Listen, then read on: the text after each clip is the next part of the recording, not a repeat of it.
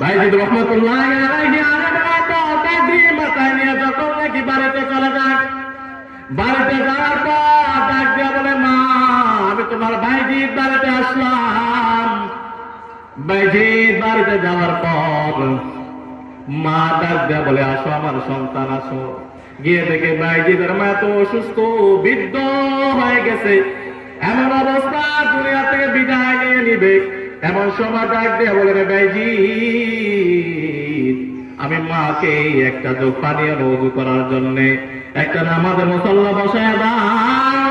বাইজিদ যত নাকি মার কথা অনুযায়ী একজন পানি আইনা দিল বাইজিদের মাকে।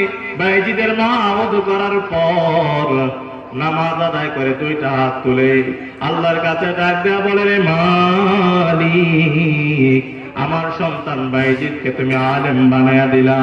আল্লাহ রাব্বুল আলামিন আমার সন্তান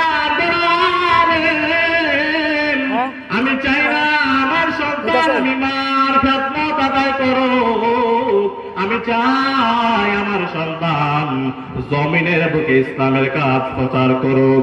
আল্লাহ রাব্বুল আলামিন আমি যদি জীবিত থাকি, তাহলে আমার সন্তান আমার খেদমত করবে।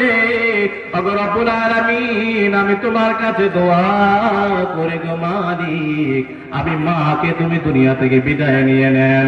বাইজিদ বুস্তামের মা যখন নাকি দোয়া করার পর বাইজিদ বুস্তামের মা দুনিয়া থেকে বিদায় নিয়ে নেয়।